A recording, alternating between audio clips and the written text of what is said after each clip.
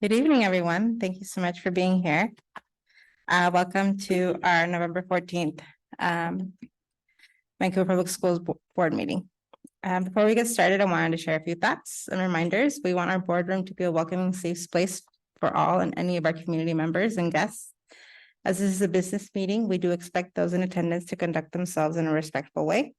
We would ask that you do not interrupt the meeting, and if there is any immediate need that you have, such as audio concern or questions, please move to the back and let one of our staff members know. As a reminder, there is a designated space for any video recording and/or media. We will now get started with our business meeting and the items on our agenda. First, we will start with roll call. Director Decker. I'm here. Director Sproul. Here.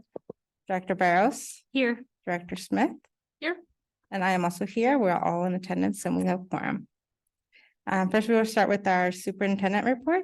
Turn this over to Dr. Snow. Thank you, Director Zavala. We'll actually start with the national anthem tonight. I'll pull that up. And this is, if you're new to our meetings, we started this practice this year with our student performances.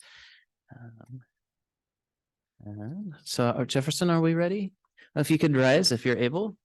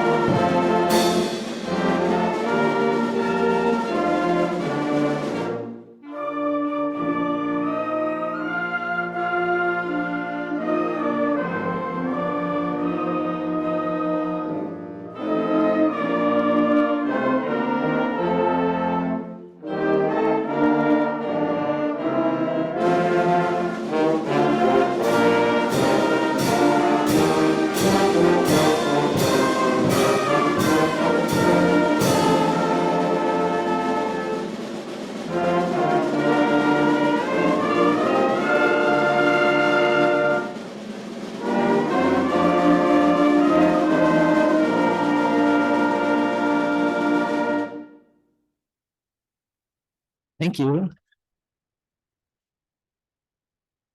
Well, welcome everyone. We're pleased to see you on this cool November evening. I'll share my screen.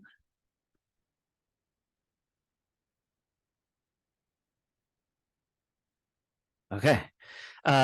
Hudson's Bay High School, under the direction of Craig Bunch, performed the national anthem tonight. So we appreciate them. And then if you're able to stay for the entire meeting, or you're watching online or the recording later, we have a special treat. We always end the meeting with music. And today it's a thank you to our veterans, performed by Vita Elementary under the direction of Eric Smith. And so we love to start and end our meetings with students and music. So that's been a nice addition this year, I think. For the superintendent's report, first of all, I just want to acknowledge the LEAD program is here in support of one of their members under Dr. Perez is letting them out of class for a little bit. So we appreciate you all being here this evening and welcome you here along with all of our other guests this evening. Also wanted to congratulate Directors Barros, Decker, and Sproul for being reelected to serve on the board. Yes. And also want to share appreciation for some of the challengers, because it's not easy to put yourself out there in today's political world and say, like, on behalf of our community, I want to try to represent people. And so just appreciate that process, and certainly appreciate the service that all of our directors, but Director Barros, Decker, and Sproul for re-upping another tour. So thank you. Tonight, I'll just share a little bit about our progress monitoring with the strategic plan. We have a staff advisory update, and then a short budget update, and then we'll get into staff recognition this evening. So bear with me. For our progress monitoring, I think I want to start with our staff advisory reps. And so I know I saw April and Jessica here. So if you could come forward, give us a little update on what's been going on with staff advisory. Thank you. All right, good evening, everyone. Dr. Snell, school board members, community members, and guests. My name is April Whipple, and I am the principal at Discovery Middle School, and I'm also the co-lead for the staff advisory. I'm joined tonight by Jessica McCurdy. She is a fifth grade teacher at Philida Elementary School and is also a member of our staff advisory. So we're honored to have some time to talk to you this evening about our team and the work we're doing. So staff advisory started last year as part of the work on our district's strategic plan.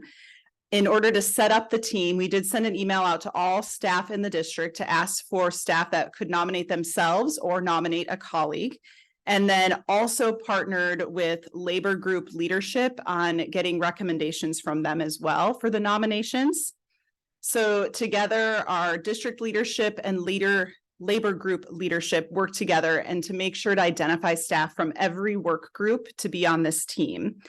And after we created the team, we spent last year really focused on the district's strategic plan and developing that strategic plan. And then also writing bylaws so that we actually had some guidance for how the group was going to operate and then how we were going to move forward. And one of the pieces we decided was that we would have staff serve for 2 years. So the idea is that staff, those who wanted to for this second year, are serving a second term, and then the other half of the group is a new group, and that we would continue that rotation so that at all times we have half of the staff returning and then half the staff being new, because it's really important that we have that continuous changing voice over time. Right now we meet 1 time a month, and we have about 30 members that come every month. And so Jessica's going to tell us a little bit about our first 2 meetings of this school year. Thank you, April. So like she said, we've met twice so far this school year. First, we met in September. We had our first meeting where we welcomed back our members from last year, some of them, and then also welcomed a new group as well. So we had the opportunity to do introductions, get to know each other, because staff came from all over the district, so we didn't all know each other. We did take time to review our bylaws that we had created last year. And I wanted to give a shout out to the student advisory, because we were actually able to take bylaws that they had created and modify those and rework those for us. So the teachers and staff were using the student work as kind of our template, which was cool. And we did that with hopes that reviewed those with hopes that we can continue to sustain this group for many years to come, even after we're gone. We also reviewed the district's current mission statement, and the team discussed the current mission statement and talked about we gave feedback on how we might be able to suggest possible edits that would reflect the vision of the graduate and the strategic planning process that we did last year. In October, we had a focus on staff wellness. Staff wellness really emerged as a theme last year throughout feedback that was given through thought exchanges, things like that. And so the district brought it to staff advisory last year. We touched on it a little bit. And then in our October meeting, we were able to continue that conversation. We heard a presentation from Kaiser Permanente and Alliance for a Healthier Generation on potential partnership opportunities. We discussed that presentation and then also just shared out from all of our different perspectives of what we're seeing with staff wellness, what our own experiences have been. And then we shared just there was significant support from all work groups to focus on staff wellness this year, and seeing that as an important thing to focus on. So we want to work with the district to understand and respect staff wellness, as well as to find achievable solutions to improve staff wellness throughout the district. Our next meeting will be in November, where we'll continue those conversations around staff wellness, and then also hopefully determining our focus for this year now that we have completed our strategic planning. And then April and I also just want to share briefly our own personal experiences in being part of staff advisory. So I have really appreciated being a member of this group and being able to connect with people from other buildings and other roles. I think that's been my most favorite part. I'm a classroom teacher, so I'm within the same 4 walls for most of my day with kids, which I love, but also just being able to connect with other adults within the Vancouver Public Schools community has been phenomenal. It's also really broadened my perspective beyond just my classroom. So I think very much from like a teacher lens. And so hearing from paras, bus drivers, admin, district staff has been really really helpful in that process. And then I also really just appreciate the opportunity to be a part of this group and the fact that the district is asking for our voices to be heard, giving us the opportunity to share feedback and giving us that shared space to provide input. All right, as co-lead, I'm moving into my second year as co-lead. And so Dr. Snell and I started out planning together for these meetings. And then we were able to bring on Kara Hecker, who's the counselor at Bay. And so she is the co-lead with me right now. And when we sit down and plan, our intentionality is really around the experience that the staff members are going to have, that focus around conversation, relationships, partnerships, knowing that that opportunity to connect with other people with different viewpoints in our district is really important. Now that we have the strategic plan and bylaws, we are more looking forward to diving into the work. And so just making sure everyone in the district knows this opportunity, that there is a space where we can present ideas and things that we want implemented across the district, and then hear the perspective from various buildings, from people who have very different roles across the building, and making sure that voices are heard and input is given as our district moves forward with various decisions. So appreciate the opportunity to share about staff advisory. We hope to be a part of giving input as decisions are made moving forward. We can take any questions or comments that the board has.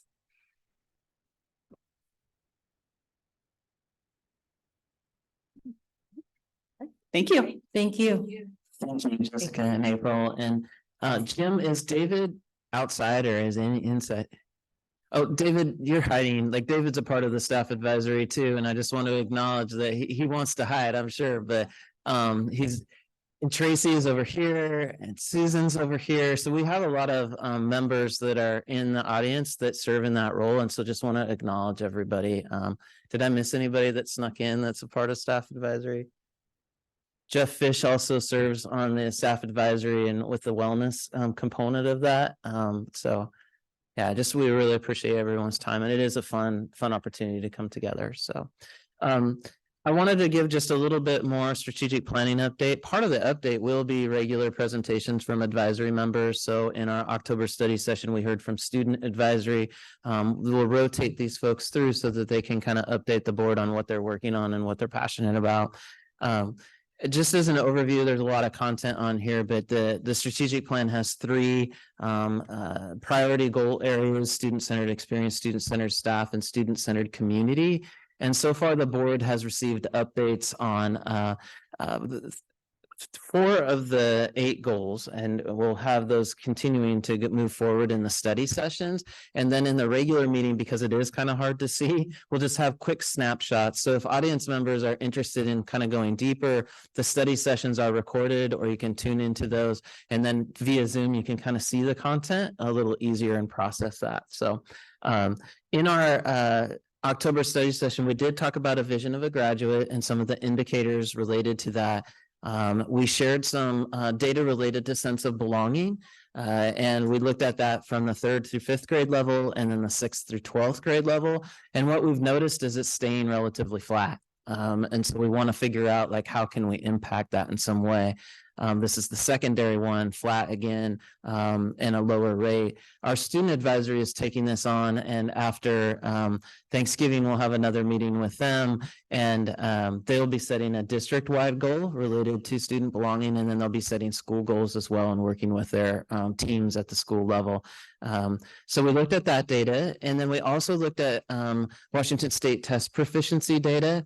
Again, these slides are really hard to make out in the audience here, so I apologize, but if you want to look more in depth, those study sessions are a great place to go. This is looking at ELA math and science scores.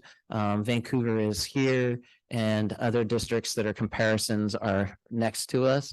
And then our presenters in the study session also looked at that when you look at other factors like multilingual, experiencing poverty, and what kinds of outcomes are related to the ELA proficiency, math proficiency, and science proficiency. In addition to state assessments, we also looked at iReady data, which is more formative, or at least kind of real time, as opposed to these state assessments kind of being one point in time towards the end of the year. And sometimes Students don't always see the relevance of that assessment. So trying to get as many indicators of where students are at and how we can help them move forward is really, really important. I'll pause and see if there are any comments from the last study session that the board would like to share. It was like a 2-hour one. So if you really want to watch a YouTube for 2 hours, you know, you can, lots of data. On the budget update, similarly, we're trying to keep updating both the board and the public. We do have a landing page that has pretty great opportunities to kind of dig as deep as you want into our budget. So encourage people to look at that. And just go to the main district website and go to the drop down budget menu. As we look at building the 24-25 budget, we always work through a number of variables that we are trying to kind of understand and kind of check off that we know the constants in there, like turn those variables into constants. And so grateful for our community support of a local levy last year. We are looking at an enrollment that is at best kind of staying flat for the most part because we're graduating much larger classes than are coming in at kindergarten level. And so, and that's been the case now for 6, 7, 8 cohort years. So that's something that we're just paying attention to. A variable that's still unknown is the upcoming, upcoming legislative session. It is a short session, so it's not likely to see large policy decisions and large revenue changes, but there could be some. We're monitoring special education funding and need.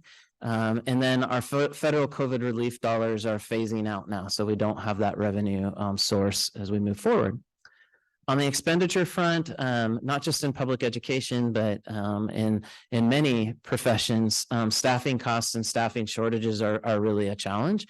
And so trying to think about how do we recruit and retain staff is top of mind. We also, the state approved an inflationary index increase of salaries. And so that's looking to be 3.9% for 24-25, which is great for our staff. The challenge for a district is not all the staff are funded by the state. And so in order to make everyone whole, we need to use local funds to make up that difference. And so that's about $7.5 million that we're projecting. And then we have you know, obviously when you look around, and we're really grateful that we are in school right now and Portland Public is struggling. And so that is not unique to one district, as we've seen that happen in a lot of districts. And so anticipating that trying to stay competitive with salaries with increasing costs is a challenge. And we want to honor the work and also be in a sustainable model. So a delicate balance there.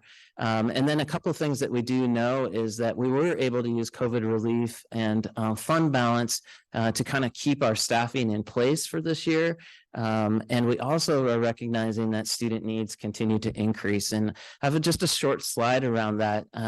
You know, each of our students bring unique gifts. And so when I share this slide in terms of support, that is not to say that a student that receives special education services is not unique and amazing in their way. It's just that often in order to access the education, they may require additional support. Similarly, multilingual learners, what a gift to be able to speak multiple languages, but to access a test that is in English requires some support for them. And so when we look at student support over the last 2 years, we've seen some dramatic changes. And that is reflected in these percent increases. And then that also translates into the numbers of students. And so over the last 2 years, more than 2,500 students are requiring additional support to access their education. And so that's something else that as we're thinking about building a budget, we just want to be mindful of what those students need and how we best deliver for them. So the challenge ahead is that we do not have those COVID relief dollars. We do not have as much fund balance going into next year. So those are tools that we used in the previous budget adoption that are no longer there. We still have the staffing costs. We want to hire and retain the best for our students. We're also experiencing, like everyone else, inflation around costs like insurance, fuel, utilities. And so we are looking at a budget that we would present to you that would be 5 to 10% less in expenditures. And that's not an easy process to go through. So the next step, as you know, as a board, is that we will be meeting again. The budget committee We'll be looking at the data that you saw in the last cycle, and we're really looking at establishing a reduction target and a rationale behind that target. And so more to come. Stay tuned to the next board meeting. And that is all I have for superintendent's reports. We can go on to the next thing if you would like. Thank you, Dr. Snell.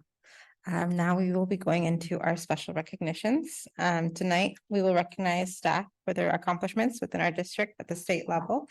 Executive Director of Human Resources, Jeff Fish, will read the name of each staff member and a short description of why the employee has been chosen to receive this award. If you are being recognized, please walk to the podium so we may present you with your certificate or plaque. Please then pause in front of the backdrop for an individual photo. Once all names in your award group have been read, Superintendent Snell and I will join you for a photo. If you choose to leave after this portion of the meeting, we ask that you exit quietly. And this is a time that we like to celebrate everyone, so applause are welcomed. So, Thank you, Director Zavala. Tonight, we will recognize members of our staff and community for their leadership and dedication to VPS students and their families. Dr. Nick Davies, Assistant Principal at both Ogden and Eisenhower Elementary Schools in the Vancouver School District, was named the 2024 Washington State Assistant Principal of the Year.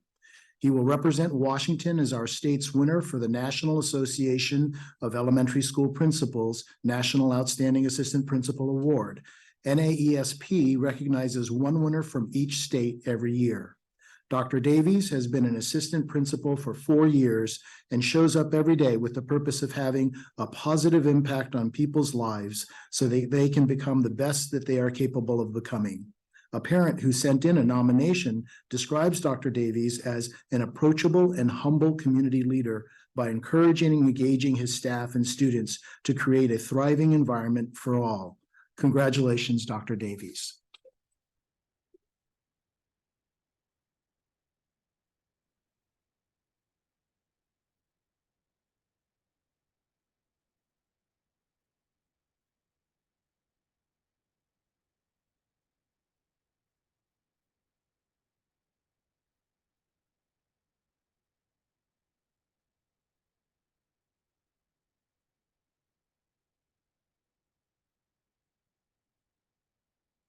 Next, we have the Learn Here Heroes.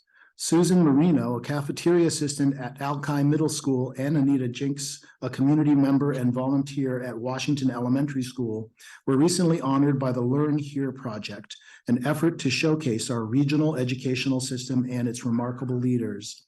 About 130 community and education leaders gathered at Washington State University, Vancouver to celebrate this year's class of Learn Here Heroes. Thank you, Susan and Anita.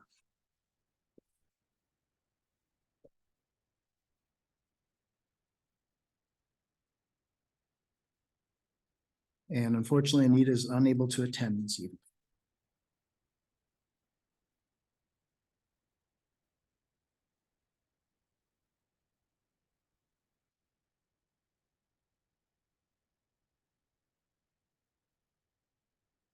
It's time to recognize the November Employee Excellence Award recipients. The following employees were selected by a committee of their peers for commitment to the students and staff of Vancouver Public Schools.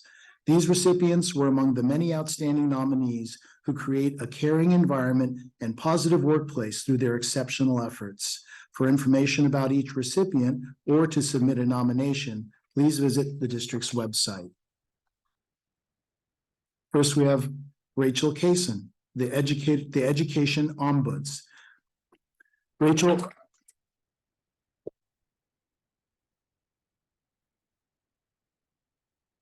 Rachel serves students and families across the district. Her unique gifts of incredible grace and kindness provide for solution-oriented conversations that focus on positive student outcomes. Rachel lifts up family voices and ensures they are heard while being laser-focused on productive conversations. She is truly a fierce advocate for the community and an effective leader within VPS. Thank you, Rachel.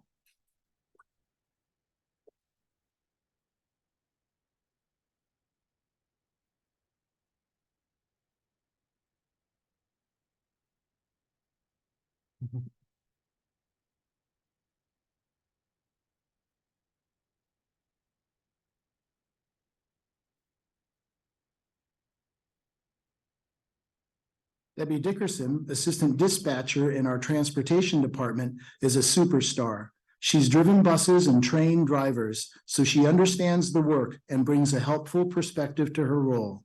She is well-respected and knowledgeable, and she's a go-to person for questions on policies and procedures.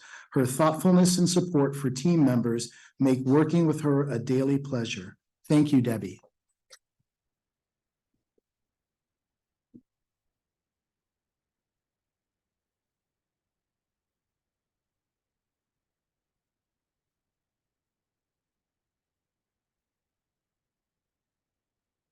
Alia Iraqi, a teacher at Anderson Elementary, puts her heart and soul into her work and would do anything for her students and families. Amid the challenges of virtual learning in 2020, she made the transition seamless, even making socially distanced home visits to support her students. Says one nominator, Ms. Iraqi is the kind of teacher you wish you could stay with your child every year. Thank you, Aaliyah.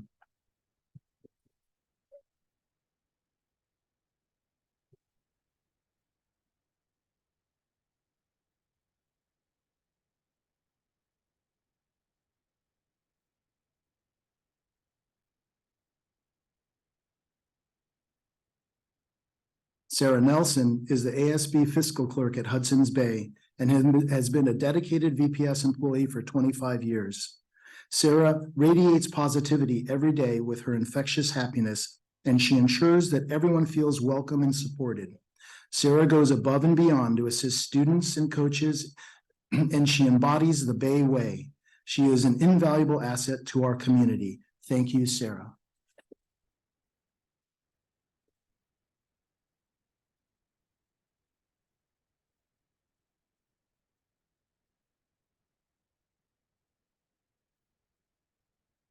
Mark Phelan, a teacher at Discovery Middle School, is an incredibly positive colleague who supports others in his community. He always makes time to help others and is always smiling and offering greetings. His commitment goes well beyond the classroom, and he balances several additional responsibilities, including coaching and mentoring students. Mark exemplifies excellence as a VPS employee. Thank you, Mark.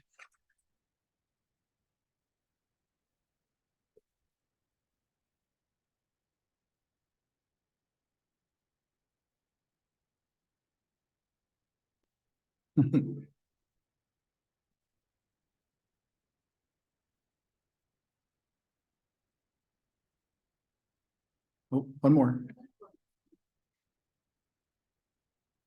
Jill Taylor is a speech language pathologist at the Vancouver Early Childhood Evaluation Center. In the midst of change at the center, she consistently supports the team, showcasing her natural leadership. Jill is humble, compassionate, and proactive, and goes above and beyond her role as an SLP to problem solve challenges and share clinical knowledge with others. She leaves a lasting positive impression on the children and families she serves. Thank you, Jill.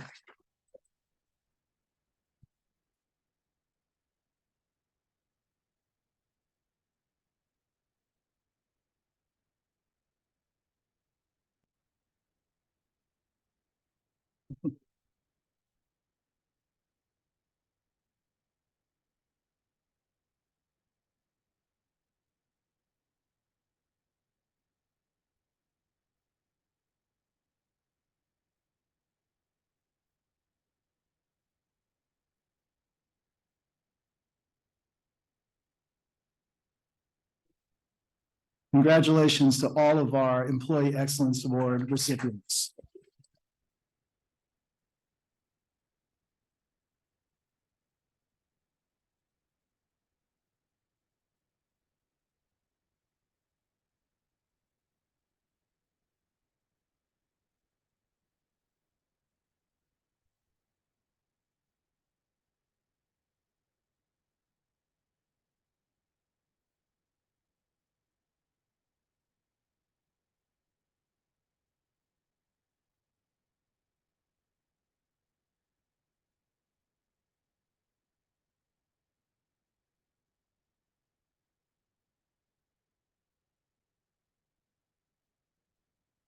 Thank you, everyone, for coming. It's always so great to recognize our the amazing work that is being done in our schools. Next on our agenda, we have our audience participation, our public comments.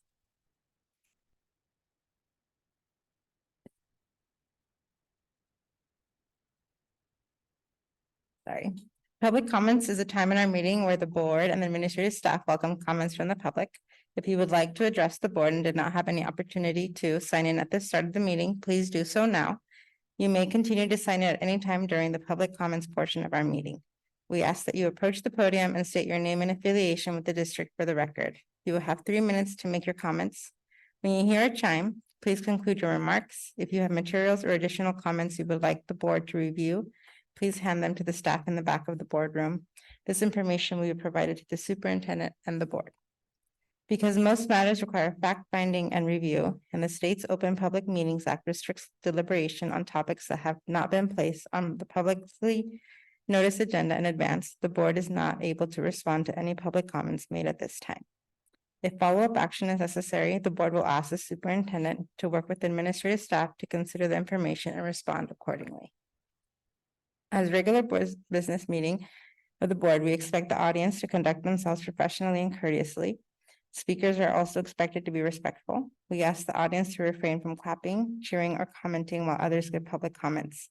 Whether you are in support or against, we recognize that there are diverse beliefs and feelings across our stakeholders in our district. But one thing that we have in common is that we all want to do what is best for our children. We are here today to work towards their future. The board asks that the personnel complaints be submitted in writing. Disruptive conduct may cause the meeting to be adjourned and all audience members to be removed. The board appreciates the listens and cares about the broad range of perspectives in our community. Thank you for your comments. We will start with our virtual comments. No, okay, we do not have virtual comments. So we will go with Megan Bledsoe.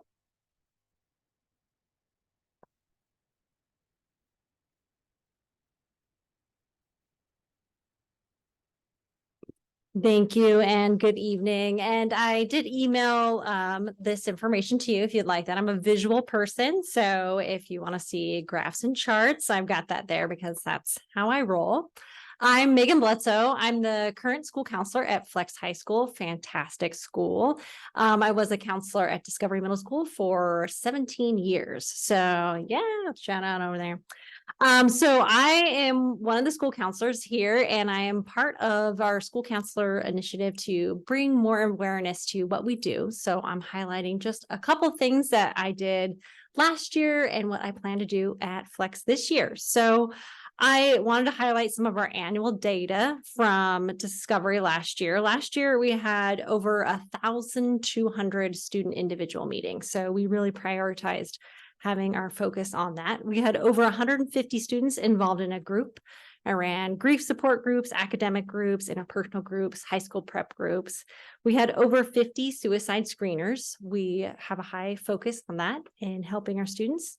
We had over 100 students involved in clubs because we know it's important for students to be connected so that they can do better academically, socially, and emotionally.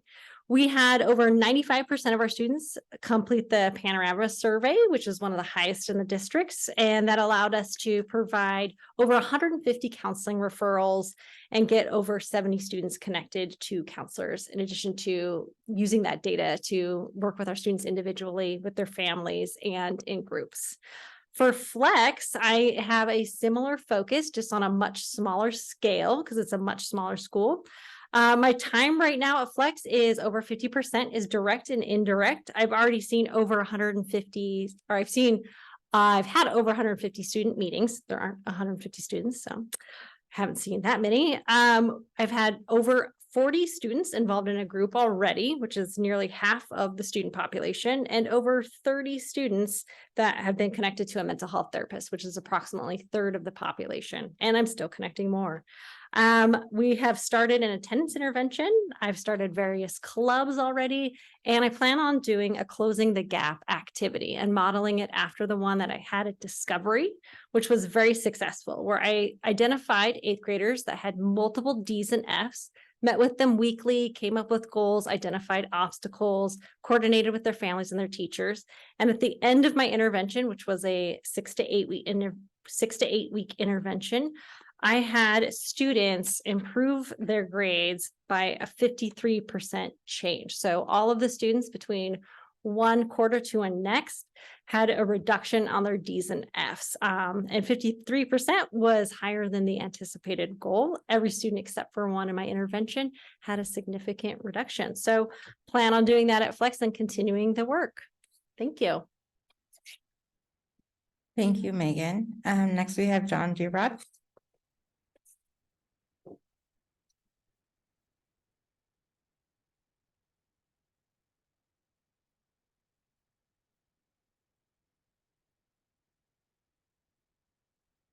Hi, John Gerard, Coyle Homes. I have a late entrance on our sheet. If we need to sign Eduardo Torres, I'll introduce him in a minute. Just wanted to update you on what we're doing with the construction program within the district in Hudson's Bay and then regionally. The building, as you well know, at Hudson's Bay is fully funded. It's in design phase right now. We're really trying to get it done for next school year. And we're on progress to do that. You know about the toolbox. You've seen me up here. Last year, we had a great success at Washington. This spring, we'll have 4 schools and elementary schools. Other than Washington hasn't been identified, but we're working on that. To update you, guys may have heard of Dozer Days. We had the first kind of year to have a big job fair there. We had 25 employers. Kids could get on the equipment, but also really engage with employers. That's the whole idea of what we're doing. And I think the district sent almost 200 kids. And I'll push Mark Reith to give you a video. It was really nice what the district did. It's real encouraging to see that. And then Mark and I have been working, each CTE program has to have an advisory group, which there is one for Hudson's Bay, but all the other schools that we're working with have them as well. And you can imagine how that works. It's like orchestrating a band that doesn't play like we heard earlier. And Mark and I have organized an advisory group to advise them. We had our first meeting last week, and I put together really the A team. And they're very excited, and this is my home district and school, so we'll be the benefactor here because I'm bringing in the heavyweights, and these kids are really going to benefit from it as this thing pushes out. I want to introduce Eduardo. We've just got him hired at the BIA, which is the Building Industry Association. It's formerly known as the Home Builders Association of Clark County. Why don't you introduce yourself, Eduardo, and tell them what we're here for? Sure.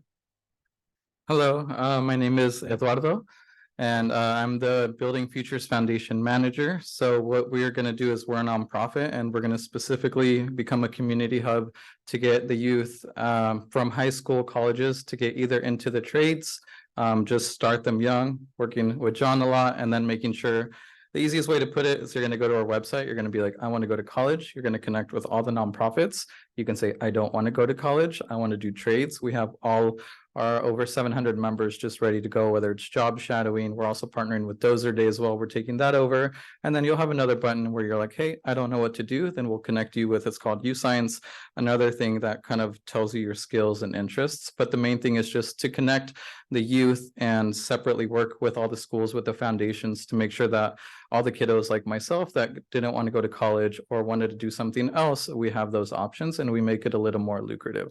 So just overall expanding everybody, and then I'm bilingual, so we'll have the services in full Spanish, English, and then just connecting them with anybody.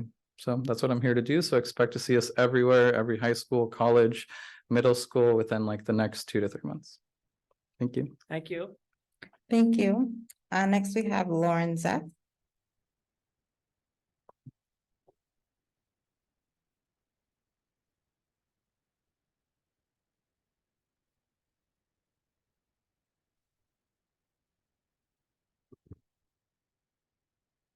Thank you for allowing us to speak. I want to congratulate the board members too who were reelected.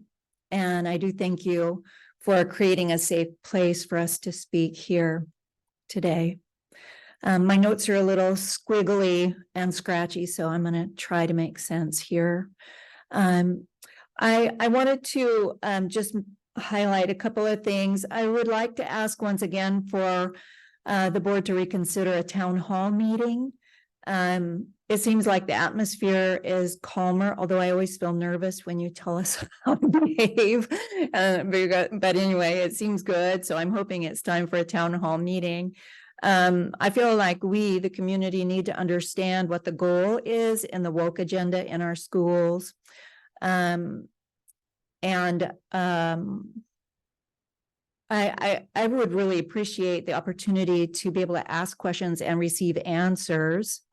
I would like to hear from the board what our kids are actually learning, especially in relationship to the gender curriculum, the United States history, because there has been concern about the alteration of history and also how racism is going in the schools. If there's not a chance for a town hall meeting, I'm wondering if you would consider sending out a kind of questionnaire into the community so that you could have feedback. And I would like to propose even that me and some people who think like me, who represent the other side of the community, might help create those questions so that you might get a better picture of what the rest of us are thinking. I had the opportunity to talk to a couple of high school kids. These were the ones I brought up in the past who, as middle schoolers with the agenda, the sexualization of the gender agenda, they're very confused in middle school about their sexuality. The super said that by high school, you expected them to have things worked out. And overall, that is true. The ones I talked to said they have come to their understanding of their own sexuality by and large, but there are some who keep going back and forth, and the attitude was that these are kids who are either very, very confused or have mental health issues or are looking for acceptance, social acceptance. The kids also said, which I agree with, that 5-year-olds have no business hearing that girls can be boys and boys can be girls. We want that out. In fact, I'd like to know, this is one of the things maybe from town hall, I'd like to know if the opt-in for the gender curriculum is actually on the docket, if you're working toward that, because we would truly like it out. I'd like to say again, ooh, not Thank done. you so much. I'll see you next month. So thank you all who shared public comments. As I mentioned at the start of the meeting, the board cannot respond directly to any public comments or questions because the Washington State Open Public Meeting Law requires that the district to provide advance notice of topics that will be discussed. Although we cannot respond to your individual comments, it is important that we state that the board's unequivocal support for each and every one of our students. All of our students have value and deserve to be respected for who they are. We welcome, value, and promote diversity among students, employees, in our community. Again, thank you for taking the time to share your thoughts with the board. We will now move into our action items for the first on our list is approval of our minutes for our October 10th, 17th, 24th, and 30th meetings. Am I too close? Do I have a motion? I motion. Do I have a second? I'll second. Any comments or questions? We will move to a vote. All those in favor in approving minutes, Director Decker, Approve. Director Sproul, Approve. Director Barros, Approve. Director Smith, Approve. and I also vote to approve, so the motion passes. We will now move into our consent agenda. We have items in our consent agenda. These are a slate of items set for approval under our instructional and administrative support, and also have items under our fiscal support services. These are items that we discussed during our committee of the whole meeting, if you would like to go back to that. So do we have a motion? I'll move. Do I have a second? I'll second. Any discussion, comments, or questions? No. Seeing that there is no discussion, we are going to put it to a vote. Director Smith, Approve. Director Barros, Approve. Director Sproul, Approve. Director Decker, Approve. and I also vote to approve, so the motion passes. We will now move into our regular business. Dr. Snell. Yeah, thank you, Director Zavala Ortega. We do have two regular business items tonight, and I'd ask if Taylor Richmond could give an update on the first reading of a new policy 1605. Just to clarify, first reading means that there's no action taken tonight, but just an opportunity to look at the policy and then potentially make any changes prior to second reading and potential adoption in December. So I will pull it up on the screen and turn it over to you, Taylor. Thank you, Dr. Snow. Policy 1605 is a new policy that would establish the board's operating commitments and also operating protocols in 7 areas. This would collectively serve as a code of conduct for the board, promote collaborative practices among the board, and model effective leadership practices. Under this new policy, the board would annually review these operating commitments and protocols. Happy to answer any questions. Just want to thank Director Smith and Director Barrow and Director Zavala. I think last summer you stepped in. We started this process at our spring retreat. There's a lot of work in a committee over the summer, and I'm just really happy how it developed, and it really reflects what we discussed in the retreat. And thank you, Taylor. Okay, if there aren't any other questions or comments on that, we will bring that back for a second reading in December. The next item is actually an action item. This is the legislative priorities for 24. The legislative session will start in January and is supposed to conclude in mid-March. And like in years past, we have looked at different platforms from different organizations and tried to consider the places where we feel like legislative action would benefit our students. And so this proposal that I'm putting forward before you today has 2 priorities and then some context to those priorities. The first is around addressing special education funding. We have seen the impact that has for our own school district and the shortfall that we're making up with local levy dollars, but we also recognize that this benefits all districts. And so advocating for this feels like it's a win for everyone as opposed to a special unique situation for Vancouver. The second one also we feel like impacts districts across the state in an equally beneficial way, and that is to fully fund the prototypical model of staff allocation formulas. As I mentioned in the budget presentation, we are supplementing that model with our own local levy. And then there's implications for that when raises come out from the state, then it's compounded with our local funds. And so the more that we have in the prototypical model, the more sustainable that is, not just for our district, but other districts. And we have seen levies be precariously in the balance, and without that funding, it really is crucial. So those are 2 areas. We also have some specific actions related to classified staff, and we also have action items related to substitutes, and just thinking about looking at that prototypical model and increasing the number of days that are allotted and the funding for substitutes. We are, again, using local funds to offset that, and so we want to make sure that those are items that are on our legislators' agenda. We've also just kind of acknowledged some of the same things that we have in years past. And then we've also just acknowledged their work. We know it's not easy to think about all the needs that the state has and how they can best distribute those to impact our everyone in the state, not just K-12 students. And so there's some acknowledgement on the side there. We'll have a local legislative forum coming up, and I've been asked to speak about the prototypical model. And so if you endorse this, then I'll be also using and citing some of this with the regional approach to advocacy. I'm happy to answer any questions about it, or if you have any comments on this platform. I don't have any questions, but I support both of these priorities.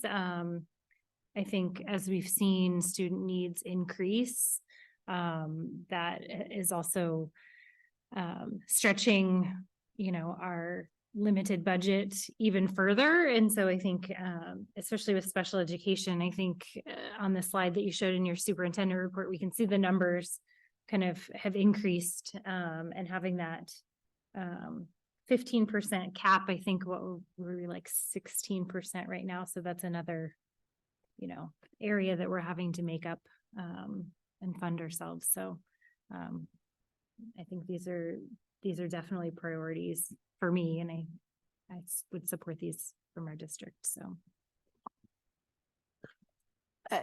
I wholly agree. The second one, I think, is important to understand that while our community has really been supportive of our district, and we are successful with our levies, I think the lack of a fully funded prototypical model creates a lot of disparity in our state. So for districts and communities that can't afford or aren't able to pass their levies, the student experience really varies then from district to district. So this again is a priority that doesn't just benefit our district and help us stabilize our budget, but it really supports and minimizes that disparity of the student experience. So I think this is a great priority.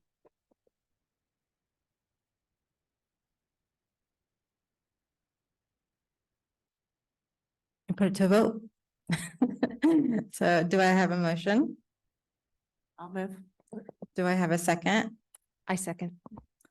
I need more discussions or comments or questions.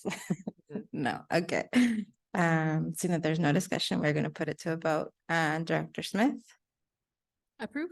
Director Barros, Approve. Director Sproul, Approve. Director Decker, Approve. and I also approve. So the recommendation passes.